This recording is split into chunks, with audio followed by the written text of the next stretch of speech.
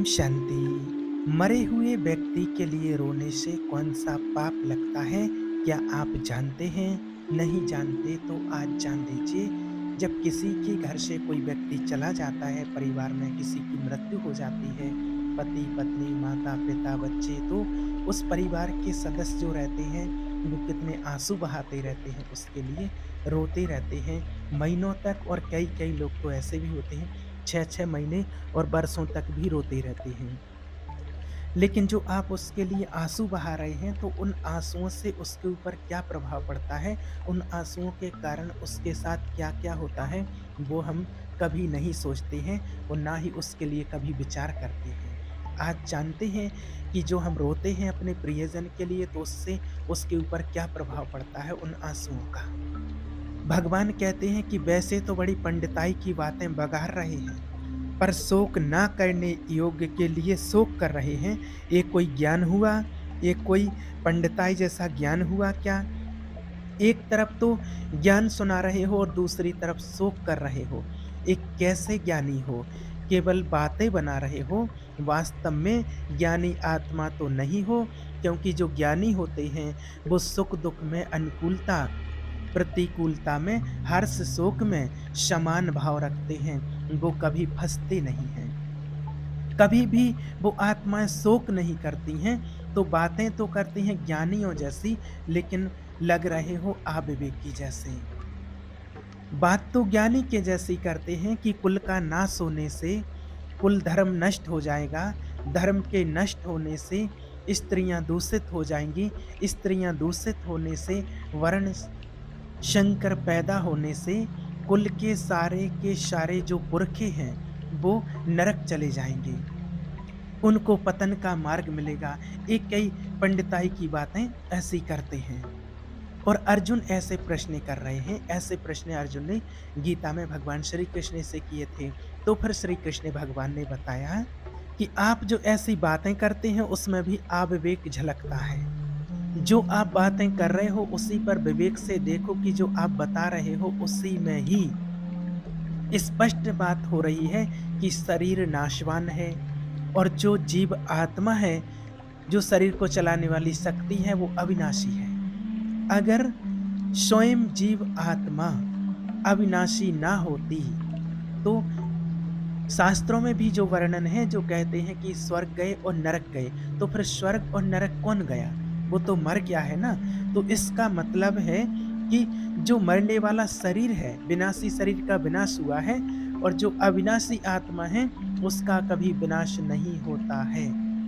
जो आप बात कर रहे हैं, जो कहते हैं ना कि हमारे माता-पिता जो भी चले जाते हैं, उनको भगवान स्वर्ग में जगह देना, तो उनकी मृत्यु कहाँ हुई? वो तो गए हैं ना। और जो सोच रहे हैं, जो दिख रहा है, जो शरीर है विनाशी है, उसकी मृत्यु हुई है। अगर आत्मा की चिंता होती है, कुल और पितरों की चिंता होती है, तो इसका मतलब है कि शरीर छोड़ने के बाद भी कोई जा रहा है। जो जा रहा है, जो जीवात्मा है, उसका विनाश नहीं होता है, वो अविनाशी है ना। और शरीरों के सबका विनाश होता है। तो शरीर को लेकर के ये शोक करना अज्ञान ही तो है। सबके शरीरों का वियोग होगा, विनाश होगा। इस बात को अच्छे से समझ लो। ये जो पंच भौतिक ढांचा है हमारा, ये पंच तत्वों से बना हुआ है। इसका तो नाश समझो कि प्रतिपल हो रहा है, लेकिन हमें समझ में नहीं आता है। ये नष्ट होगा, इस बात को अच्छे से बिठा लो। और ये सभी जानते हैं कि जो आया है सो उसको जाना ज़रूर है। ये पंच भौतिक जो ढांचा है, जो 5 तत्वों से मिलकर के बना हुआ है, आकाश, अग्नि, जल, वायु, पृथ्वी, इन पंच तत्वों से जो रचित है, जो बना हुआ है, और इसका एक ना एक दिन विनाश तो अवश्य होता है। जब पक्का है कि इसका विनाश होगा, तो फिर शोक कहाँ करना? जिसको पता है कि नष्ट हो जाए, तो उसके लिए शोक किस बात का करना है? शोक किया, ये आपकी गलती है, ये आपका अविवेक है। जो मर गए हैं, उनके लिए शोक करना तो बहुत बड़ी गलती होती है। कारण क्या होता है उसका, कि मरे हुए प्राणियों के लिए जो दुखी होकर के आँसू बहाता है, तो जैसे कोई शरीर छोड़ कर के जब कोई जाता है और उसको जब हम पिंडदान या जल दान देते हैं, ये तो सभी जानते हैं कि वो देवी विधान से उन तक पहुँचते हैं जो पिंडदान देते हैं, अर्धदान जो करते हैं तो वो उन तक पहुँचते, ऐसी मान्यता है कि उसके पास पहुँचता है। तो ऐसे ही जो मृत आत्मा के लिए जो शोकित होकर के आँसू बहाते हैं, नाक कप आदि बहाते हैं, वे उस आत्मा तक परवश होकर के उस तक पहुँचते हैं जिसके लिए आप रोते हो। शास्त्रों में ऐसा कहा गया है कि जो तुम रोते हो ये उस तक पहुँचते हैं और उसको इस गंदगी का सामना करना पड़ता है। मृत आत्मा के लिए जो परिवार वाले, उसके मित्र आदि जो उसके शव के आसपास रो कर के बैठते हैं, छाती पीटते हैं, उनके जितने भी आंसू निकलते हैं, कप निकलता है, नाक बहती रहती है, वो शव उस जीव आत्मा को भोगना पड़ता है, उस आत्मा तक वो पहुंचता है। सोचो, विवश होकर के उस आत्मा को प्राप्त होता है। इसलिए किसी का भी शरीर छूटने पर रोना नहीं चाहिए। ये ज्ञानी जन आत्माएं समझते हैं। कुछ तो कई लोग तो ऐसे कहते हैं कि कुछ तो रोने का व्यवहार निभाया जाता है कि हमारे वो पड़ोसी गए थे, रिश्तेदार गए थे, वो वो हमारे यहाँ रोते हुए आए थे, तो उनके यहाँ मर गया है कोई, चलें। इतना कोई लगाव नहीं रह गया है। ऐसा भी देखा गया है कि कोई लगाव नहीं रह गया है, थोड़ा घूंघट ढक लिया है, चेहरा ढक लिया है, बस दिखाई ना दे और बस रोना ऐसे ही बस शुरू कर दिया है। और कई जगह समुदाय आता है पूरा पार्टी से, थोड़ी देर रोने के लिए आते हैं, मतलब वो व्यवहार और माना एक दुख नहीं होता है, ऐसा माना बहुत कम होता है कि दुखी जन जो वास्तविक जिसको दुख रहता है उसको तो मन में अंदर ही अंदर दुख होता है, बाहर उसको दिखाने की ज़रूरत नहीं होती है। लेकिन वो तो समुदाय जन जो आते हैं रोने के लिए, आपने देखा होगा पड़ोसी, रिश्तेदार, मोहल्ले, गांव वाले जो आते हैं, बस 1-2 घंटे के लिए रोए गाए और गए, बस अपने काम में लग गए, सब फ्री। इसके लिए शास्त्र भी स्पष्ट मना करते हैं कि किसी के मरने पर, किसी की मृत्यु पर रोना नहीं चाहिए, कभी नहीं रोना चाहिए। उसकी जो अंतिम क्रिया है उसको प्रसन्न मुद्रा से करो, भगवान का ध्यान कीर्तन करते हुए, भगवान का स्मरण करते हुए, उसको उसके लिए रोना नहीं। शरीर छोड़ने वाली जीव आत्मा के जो परिवारजन, मित्र, संबंधी इस भूतल पर उसके लिए आंसू आदि का त्याग करते हैं, उन आंसुओं को मृत आत्मा को उसका सामना करना पड़ता है। इसलिए जिनके शरीर छूट गए हैं उनके लिए तो शोक करना बिल्कुल बनता ही नहीं है। अब कई लोग कहते हैं कि अरे ये तो कितना निर्दयी है, वो मर गए हैं और ये रो नहीं रहे हैं, एक आंसू भी नहीं आया इन लोगों के, ये कितने निर्दयी हैं। किसके लिए? ये निर्दयी नहीं, एक ज्ञानी है। देखो, जब सच्चा ज्ञान प्रकट होता है तो ये जो शरीर है जैसे मुर्दा होने पर लगता है, और ज्ञानी को वो जिंदा होने पर भी वर्तमान में भी ऐसा ही प्रतीत होता है। इससे कोई प्रेम की दशा, जो चले गए हैं, मृत्यु हो गई है जिनकी, उनके लिए तो शोक करना ही नहीं है, और जो जी रहे हैं उनके लिए शोक करना बिल्कुल नहीं बनता है। हाँ, जो आपका कर्तव्य है उनका पालन पोषण करो, उनके लिए जो व्यवस्था है उसका प्रबंध करो, पर उनके लिए चिंता करना, उनके लिए शोक करना, इनका क्या होगा, कैसे भरण पोषण होगा, हम हैं तो सहायता कर रहे हैं, हम नहीं होंगे तो इनका क्या होगा, कौन सहायता करेगा, ये चिंता शोक सब अज्ञान की धरा में होता है। और रो रो करके कोई चला गया, उसके आंसू बहाने से उसके ऊपर बहुत गहरा प्रभाव पड़ता है, उस आत्मा को बहुत कष्ट होता है। जितने आप यहाँ आंसू बहा रहे हैं उतना ही उसको कष्ट वहाँ पर होता है। पहले भी एक बार एक वीडियो में बताया था कि एक व्यक्ति था जिसकी एक ही बच्ची थी, उसकी डेथ हो गई है और वो दिन रात रोता रहता था। एक बार उसने भगवान ने सपना दिया, रात को उसको लेके गए आत्माओं के लोक में, और उसने बच्ची को देखा, बहुत सारे बच्चे खेल रहे थे, सबके हाथ में कैंडल था, बढ़िया खुश थी। और जो उसकी बच्ची थी उसने देखा कि उसकी बच्ची के हाथ में कैंडल तो था लेकिन वो बुझा हुआ था, बच्ची बहुत दुखी थी। उसने पिता ने पूछा बच्ची से कि बेटा ऐसा क्यों, सबके कैंडल जल रहे हैं, आपका बुझा क्यों है? तो वो बच्ची ने कहा कि पिताजी, आप जो रोते हैं, जो आंसू बहाते हैं, उन आंसुओं से मेरा एक कैंडल बुझा हुआ है और मेरी ऐसी दशा है। जो आप रोते हैं तो वो सारा कष्ट और दुख मुझे ही मिलता है। इस बात का हमेशा ध्यान रखिए और इस अज्ञानता से बाहर निकलिए। कई लोग दुख और चिंता में अंदर ही अंदर जलते रहते हैं कि मेरे बाद क्या होगा, मेरे बच्चों का अगर कहीं से धन की अच्छी व्यवस्था हो जाए तो अच्छा है। धन की अच्छी व्यवस्था कैसे होगी, चाहे पाप करना पड़े, हिंसा करना पड़े, दुराचार करना पड़े, पर मेरा परिवार सुखी रहे, जो कामना करे मैं उनकी पूर्ण कर सकूं, क्योंकि अब आगे मैं बूढ़ा हो जाऊंगा फिर क्या हो सकेगा। ऐसे नाना प्रकार की चिंताओं में व्यक्ति रहते हैं। अब अब शरीर के साथ संबंध रखने वालों की यही दुर्दशा होती है। शरीर के साथ एकता मानने से शरीर का पालन पोषण करने वालों के साथ ऐसा घनिष्ठ अपनापन हो जाता है कि उसे लगता है कि मेरा परम हितैषी शरीर संबंधी है, पिता माता भाई बंधु पत्नी पति, ऐसा लगता है। अब वो अपने कुटुंबियों को ही अपना परम हितैषी परम स्नेही मान लेता है और चिंता शोक अपराध ये सब उसके हृदय में प्रकाशित रहते हैं, प्रकट हो जाते हैं। ध्यान दीजिए, आपकी चिंता का कारण, आपके शोक का कारण, आपके अपराध वृत्तियों का कारण ये आपका शरीर से अपनापन है।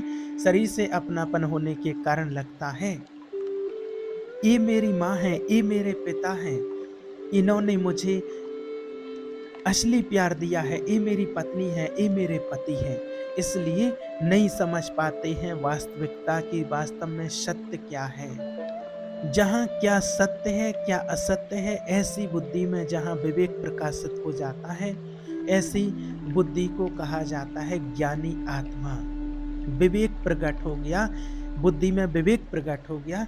जिसका जितना विवेक प्रकाशित हो जाता है, सत्य असत्य का निर्णय करने वाले को विवेकशील कहते हैं, उसी को कहते हैं ज्ञानी आत्मा। जिसकी बुद्धि में ज्ञान का प्रकाश हो गया, क्या सत्य है क्या असत्य है, वो कभी शोक नहीं करते हैं, ना तो मरने वालों के प्रति और ना ही जीने वालों के प्रति, क्योंकि वो आत्माएं जानते हैं कि सत्य का कभी विनाश नहीं होगा, अभाव नहीं होगा, और जो असत्य है उसका कभी अभी वर्तमान में भी भाव नहीं है। आपको लग रहा है कि मैं हूं, आप नहीं हैं। ये सिर्फ वर्तमान में सेकंड बाई सेकंड ये शरीर हमारा नष्ट होता जा रहा है। इसलिए विवेकी जन किसी बात की चिंता नहीं करते हैं। तुम जो ये चिंता और शोक कर रहे हो, अर्जुन से श्री कृष्ण जी कह रहे हैं कि तुम ये जो शोक और चिंता कर रहे हो, कभी ऐसा समय था, कोई काल ऐसा था जहां मैं नहीं था और तुम नहीं थे और ये राजा लोग भी नहीं थे, और इसके बाद मैं इस जन्म में नहीं रहूंगा, आप नहीं रहोगे और ये राजा लोग नहीं रहेंगे, ये बात नहीं है। क्योंकि अविनाशी जो आत्मा है उसका कभी विनाश नहीं होता है। लोक दृष्टि में जब मैंने अवतार नहीं लिया था इस श्री कृष्ण के रूप में, तो सबके सामने जब मैं इस रूप में प्रकट नहीं था, लेकिन मैं तो था, कहीं ना कहीं तो था ना। तुमने जब अर्जुन रूप में जन्म नहीं लिया था, उसके पहले भी तेरी सत्ता थी, तुम थे। और ये राजा लोग जब इस राजा रूप में नहीं थे तब भी तो थे ना, तब भी तो कहीं ना कहीं कुछ तो थे। हम सब तुम हम ये राजा लोग इस प्रकट होने से पहले भी थे और आगे भी रहेंगे। नित्य तत्व जो जीव आत्मा है वो कभी नष्ट नहीं होती है। इसलिए हम आप सब दुनिया के जितने भी लोग हैं, वो सत्य वस्तु जो आत्मा है वो पहले भी थी, अभी भी है, वर्तमान में भी है और भविष्य में भी रहेगी। उसको कोई मिटा नहीं सकता है। भूत भविष्य वर्तमान काल देश परिस्थिति अवस्था घटना ये सत्य का नहीं है। अवस्था घटना भूत वर्तमान ये सब असत्य को लेकर के ही हम सोचते हैं। सत्य तो एक ऋषि विद्वान होता है, सत्य तो एक आत्मा है और परमात्मा है। भविष्य में हमारे ये शरीर नहीं रहेंगे जो अभी वर्तमान में है, पीछे भी नहीं रहे हैं, वर्तमान में भी नहीं है। केवल आपको ये बोध हो रहा है माया के कारण, वर्तमान में भी प्रतिपल ये शरीर हमारा नष्ट हो रहा है। जैसे हम कोई नदी में जाते हैं, नदी का बहुत तेज बहाव हो, बहुत जोर से नदी बह रही हो, तो कहते हैं कि देखो ये जल, इतना जल है जो हमारी दृष्टि में पड़ा। लेकिन हमारी दृष्टि जिस जल पर पड़ी थी, वो जल तो कितनी प्रभाव में आगे निकल गया, वो जल नहीं रहा। लेकिन हम मानते हैं कि वो ही जल है, लेकिन वो जल तो निकल जाता है। ऐसे ही प्रभाव हो रहा है इस शरीर का, ये विनाश की तरफ जा रहा है, क्योंकि ये विनाशी है। और अविनाशी तो एक रस चेतन अमल अविनाशी आत्मा है, उसका कभी विनाश नहीं होता है। भविष्य में शरीरों की अवस्थाएं नहीं रहेंगी और ये शरीर भी नहीं होगा जो अभी है, परंतु इन अवस्थाओं के बीच में भी वो जीव आत्मा रहती है, वो अविनाशी है। शरीर आपका बदल जाएगा, वो आत्मा कभी नहीं बदलती है। देखिए, पहले हमारी बाल्य अवस्था हुई, हमारी फिर यौवन अवस्था हुई, फिर धीरे-धीरे करके बुढ़ापा आ जाता है। बुढ़ापा अवस्था हो गई, ये अज्ञान की भाषा होती है। ये शरीर जन्मा, धीरे-धीरे विकास को प्राप्त हो रहा है, बड़ा होता जाता है। शरीर को देखने वाले आप हैं, आप शरीर नहीं हैं। मेरा शरीर एक समय बाल्यावस्था का था, अब जवानी का हुआ है, अब धीरे-धीरे वृद्धावस्था को जा रहा है। ये आप देख रहे हैं, आप निर्णय कर रहे हैं, ना तो आपकी बाल्यावस्था है, ना जवानी है, ना बुढ़ापा है। आप बुढ़ापा और जवानी को सिर्फ़ आप देखने वाले हैं, आप सिर्फ़ देख रहे हैं। जब आपको बाल्य अवस्था से जवानी में आना हुआ, तब आपको कोई शोक नहीं हुआ किसी प्रकार का। जब आपकी जवानी से वृद्धावस्था आई, तब आप शोक से ग्रसित नहीं हुए इतने ज़्यादा। ठीक ऐसे ही वृद्धावस्था से जब मृत्यु अवस्था आए, फिर क्यों इतने मोहित हो जाते हैं? देखो, जब हम नींद में नहीं होते हैं, तब हमें बोध होता है, स्मृति रहती है कि हम हैं। और जब हम नींद से उठे, तो मैं हूँ। तो नींद में क्या थे फिर तुम? नहीं थे क्या? क्योंकि नींद का भान किसको हो रहा था? अगर आप नहीं थे, तो एक कौन कहता है कि आज मैं बहुत अच्छा सोया? सोने के पहले आप चेतना में थे, सोने के बाद भी चेतना में आए, तो आपकी इंद्रियों को चेतना में लुप्त कर दिया। तो भी आपको बोध है ना कि मैं सोया था, जगने के बाद आपको बोध हुआ। उस समय तो मैं था ना, मैं मरा तो नहीं था उस समय।